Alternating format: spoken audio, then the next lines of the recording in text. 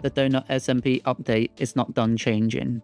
The Shard shop has been overhauled, prices have collapsed by over 90%, and there are things from my last video that were completely wrong. Here is everything new, everything corrected, and everything you need to know right now. This is the update to the update. The Shard shop has been updated since launch. Originally, it contained weapons, tools, armor, and a row of consumables. The weapons, tools, and armor are all still there with the exact same items, enchants, and pricing. What has been removed is the entire consumables row. Totems, ender chests, ender pearls, golden carrots, oakwood, and arrows are all gone. This happened within 24 hours of the update going live. The home menu has also changed. Originally, it showed all of your homes at once in a single list, up to 90 depending on your rank.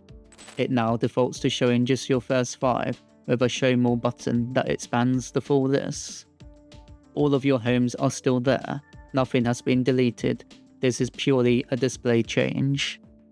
Here is something no other video covered. Falling into the void still kills you and you lose all your items, that has not changed. However, during the fall, before you reach the void, you can use the home command to escape.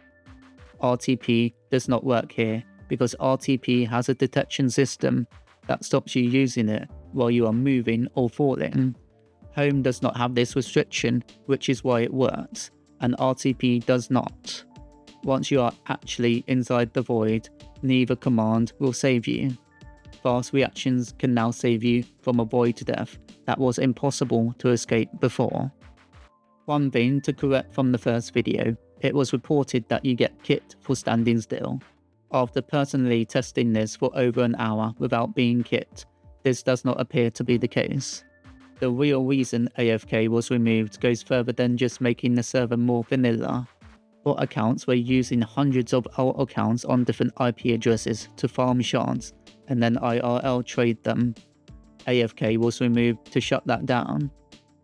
One more correction, duels and teams were described as simply gone. While the team system has been removed, any team home you had was automatically moved into your normal home slots. Nothing was lost. The friend system covers some of what teams did, but there is still no replacement for group chat yet. Beyond those corrections, there are a few things the first video missed entirely. Home teleport and RTP are both instant, but they work as 2 separate systems. Home teleport has 0 cooldown, meaning you can use it back to back with no wait. However, RTP has a 14 to 15 second cooldown between uses, so you cannot use it the same way. Your auction house history has been completely removed. Originally, you can view every item you had ever bought, what you paid and when. That is entirely gone. However, a new option was added at the same time. The quick buy confirmation screen can now be toggled on in /settings. The first video warns that purchases go through instantly with no confirmation. That is still the default, but you can now switch on a confirmation step if you want one. 3 more things that were removed that did not make the first video. The shard booster was a purchasable item that increased how fast you earn shards. With the AFK shard system gone, it had nothing to do and was removed alongside it. The amethyst pickaxe duration has been cut from 3 days down to 24 hours. The same shard cost now buys you 1/3 of the time. Though the pickaxe itself, its enchants and how it performs are all exactly the same. And Billford has been removed. This was a daily trade system where you could swap certain items for different ones, with new trade offers every 24 hours. The settings menu now has a new general tab. Mob spawning lets you turn natural mob spawning on or off at your location. This fixes the bug from launch where mobs were appearing unexpectedly. Night vision gives you permanent night vision without needing a potion, useful for mining and building underground. An auction quick buy has been moved here from the notifications tab, giving you everything in one place. The store pricing has moved since launch. Since these involve real money, the exact numbers are worth going through. For shards, the 400 shard package was £1.20 at launch and is now 89p, 31 pence cheaper.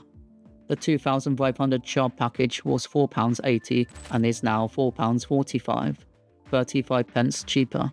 The 5500 shard package went from £8.40 up to £8.90, 50 pence more expensive.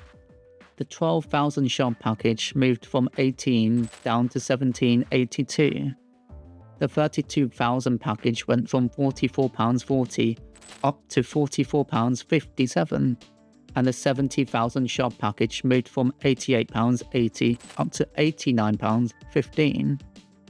For ranks, Donut Plus was £4.80 per month and is now £4.45, 35 pence cheaper.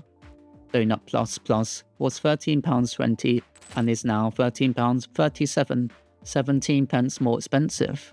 Donut Plus Plus Plus was £26.40 and is now £26.74, 34 pence more expensive.